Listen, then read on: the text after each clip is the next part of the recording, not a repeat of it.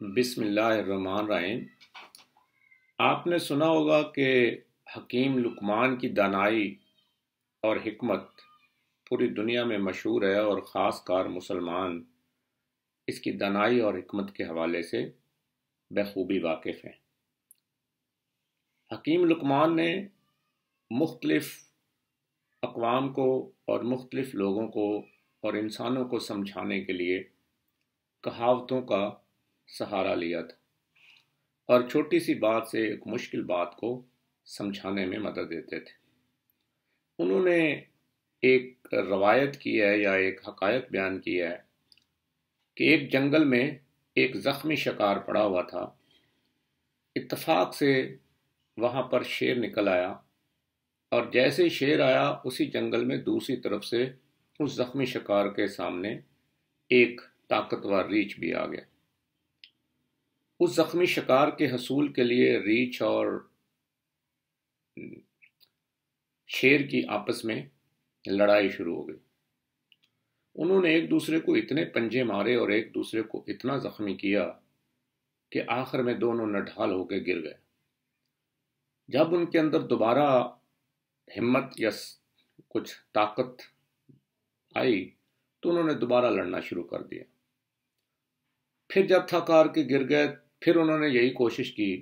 آخر ان کی حالت یہ تھی کہ وہ اٹھ بھی نہیں سکتے تھے۔ اتنی دیر میں ایک لومڑی آئی، اس نے دیکھا کہ شیر اور ریچھ دونوں شدید زخمی ہیں اور نٹھال ہیں اور اٹھ بھی نہیں سکتے، جبکہ ان کے سامنے ایک زخمی شکار پڑا ہوا ہے۔ لومڑی نے وہ شکار اٹھایا اور غائب ہو گئی۔ دوستو، یہ ایک چھوٹی سی حقائق ہے، مگر ہمیں ہمارے پاکستان کے حالات سمجھنے میں مدد دے سکتی ہے۔ ہمارے حکمران اس شیر اور ریچھ کی طرح آپس میں دست و گریبان ہے، اور پوری قوم ایک زخمی شکار کی طرح پڑی ہوئی ہے۔ کوئی اس کا پرسان حال نہیں ہے، مگر یہ ہے کہ یہ آپس کی لڑائیوں میں اس حد تک مگن ہے، ان کو یہ اندازہ ہی نہیں ہے کہ یہ زخمی شکار کوئی اور اٹھا کے لے جائے گا۔ پوری قوم اس وقت ایک ایسی حالت میں ہے جہاں پر ان کا کوئی پوچھنے حال نہیں ہے۔